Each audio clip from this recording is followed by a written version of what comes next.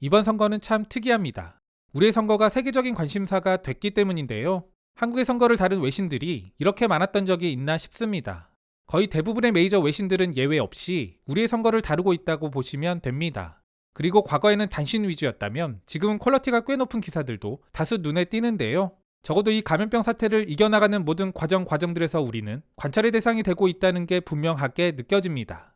아무튼 오늘은 여러 외신 중 미국의 타임, 영국의 가디언 기사를 소개해드려 볼까 합니다. 우선 타임의 제목은 한국은 감염병 속에서 선거를 진행 중이다. 유권자 보호 노력에 있어서 미국이 배울 수 있는 점은 다음과 같다. 타임의 기사는 감염병 예방 관점에서 한국의 선거를 바라본 기사입니다. 다음 가디언의 제목은 감염병 시대의 첫 번째 전국 선거 투표에 돌입한 한국. 가디언 기사는 감염병으로 인해 형성된 선거 지형 평가와 더불어 투표 열기에 초점을 맞췄습니다. 참고로 두 기사 중 중복되는 내용은 제외했습니다.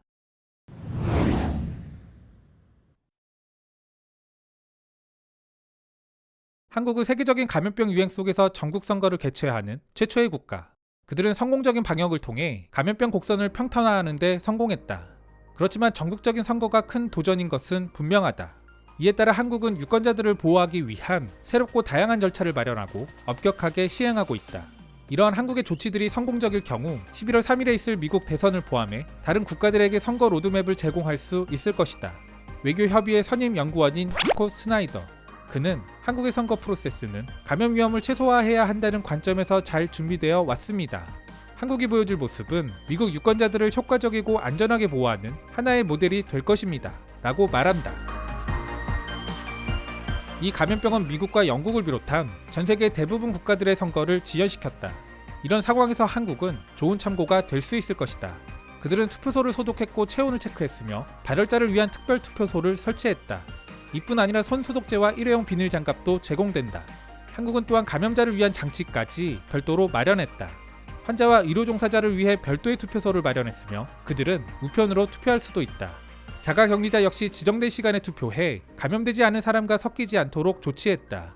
미국도 11월 선거에서 유사한 예방 조치를 취할 수 있을 것이다. 물론 양국 간에는 사회적 환경의 차이가 존재하지만 그럼에도 불구하고 한국이 이번에 적용하는 일부 예방 조치들은 미국에도 적용시킬 수 있다고 전문가들은 말한다. 조기 투표, 부재자 투표 연장, 손소독제 사용 의무화 등은 미국이 적용시킬 수 있는 한국의 조치들이다. 현재 우리는 투표가 이뤄지는 것에 대한 긴장감은 다소 덜한 것 같습니다. 다만 선거가 이 감염병 사태에서 어떻게 작용할지는 좀 더 지켜봐야 한다는 생각입니다. 외신들도 그런 관점에서 바라보는 기사들이 오늘 소개드린 타임 기사를 비롯해서 상당히 많이 나오고 있습니다. 이와 더불어 또 다른 주요한 관점 중 하나는 높은 투표율에 대한 관심입니다. 이 상황에서 어떻게 한국인들은 과거와 비슷한 것을 넘어서 더 높은 투표율을 보이냐는 겁니다. 대유행의 한가운데서 치러지는 한국의 선거. 이 때문에 출마자들은 선거 캠페인을 전개해 나가는데 애를 먹었다.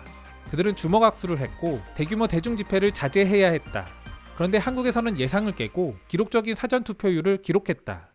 금요일 이뤄진 사전투표 첫날에 500만이 넘는 사람들이 투표를 마친 것이다. 이는 7년 전 사전투표 제도가 한국에서 시작된 이래 최고 기록을 갈아치운 놀라운 수치. 한국에서는 수백만의 사람들이 예외 없이 마스크를 쓴 채 투표소에 도착했다. 한국은 WHO에서부터 수십 명에 달하는 세계 정상들에게까지 이 문제를 효과적으로 대처했다는 찬사를 받았다.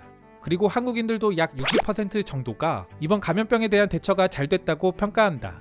이 때문에 선거 환경은 여당에 상대적으로 유리해 보인다. 한국에서는 투표소를 통해 2차 감염이 발생할 수 있다는 우려가 존재했다.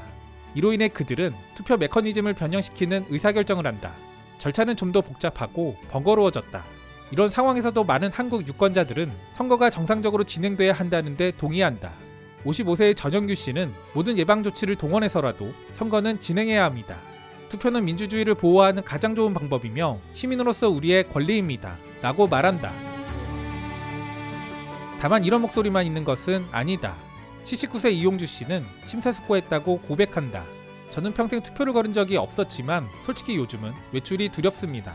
감염 숫자가 줄어들고는 있지만 노인들의 경우에는 더 큰 용기가 필요합니다. 라고 말한다.